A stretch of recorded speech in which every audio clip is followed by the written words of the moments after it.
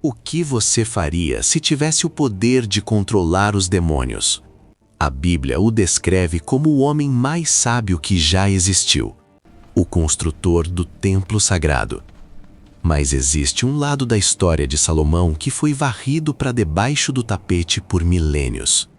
Textos antigos fora dos cânones oficiais, como o Testamento de Salomão e a Clavícula de Salomão, revelam uma verdade perturbadora. O rei de Israel não era apenas um monarca político. Ele era o maior ocultista da história. Ele não usou apenas arquitetos e pedreiros para erguer o seu império. Ele usou os djinn.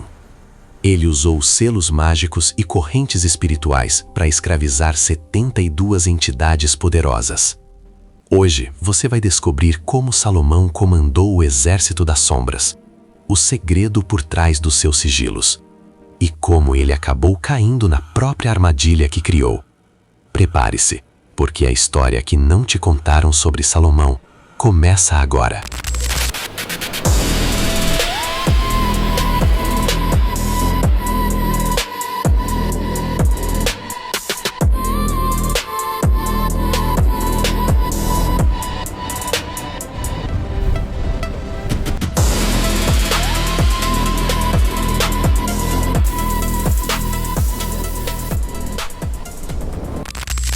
Tudo começa com um problema na construção do primeiro templo. Além da conta que um demônio chamado Órnias estava roubando a vitalidade do filho do mestre de obras de Salomão.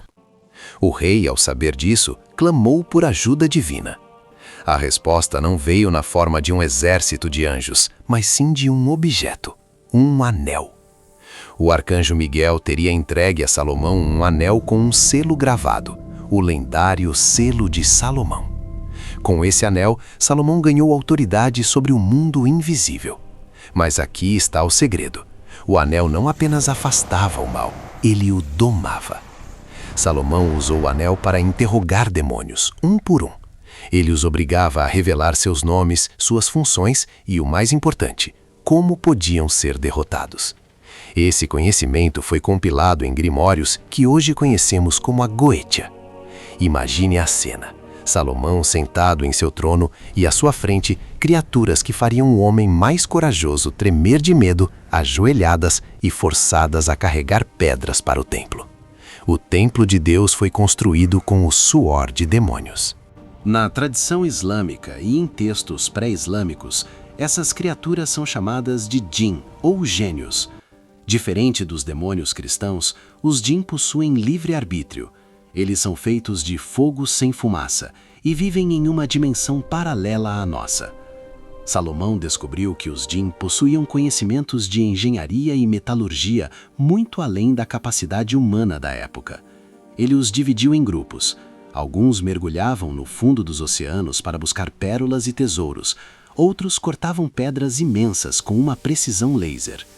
Existe um conto sobre o Shamir, um verme ou objeto místico que podia cortar qualquer pedra sem fazer barulho. Salomão sabia que o templo não poderia ser erguido com ferramentas de ferro, o metal da guerra.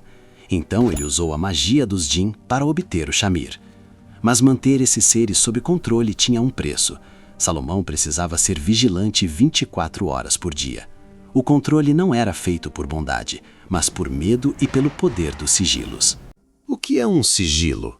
Na magia salomônica, o sigilo é a assinatura digital de um espírito. É um código gráfico que conecta este mundo ao plano astral da entidade.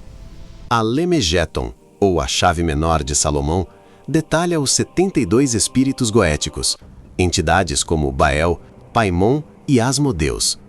Cada um deles governa uma legião e cada um deles foi selado por Salomão em um vaso de bronze. Por que isso não está na Bíblia? Porque a ideia de que o representante de Deus na Terra era um mestre na arte da invocação e do aprisionamento de demônios é perigosa para as instituições religiosas. Salomão não estava apenas rezando, ele estava operando um sistema complexo de magia cerimonial. Ele entendia que o universo é feito de hierarquias. Se você conhece o nome verdadeiro e o selo de uma entidade, você detém o poder sobre ela. Mas a Goetia é uma faca de dois gumes. O poder que Salomão usou para construir o templo foi o mesmo que, eventualmente, começou a corromper o seu coração. A Bíblia diz que Salomão se perdeu por causa de suas 700 esposas e 300 concubinas, que o levaram a adorar deuses estrangeiros. Mas o ocultismo nos conta uma versão mais profunda. Salomão, ao lidar tanto tempo com as sombras, começou a acreditar que poderia controlar tudo, inclusive o destino e os desejos proibidos. Ele começou a construir templos para os deuses das suas esposas, deuses que eram, na verdade, as mesmas entidades que ele havia aprisionado. Asmodeus, o rei dos demônios na tradição judaica, é o protagonista da queda de Salomão. Em uma lenda, Asmodeus consegue roubar o anel mágico de Salomão e o lança no mar, assumindo a forma do rei e governando em seu lugar, enquanto o verdadeiro Salomão vagava como um mendigo para aprender a lição da humildade.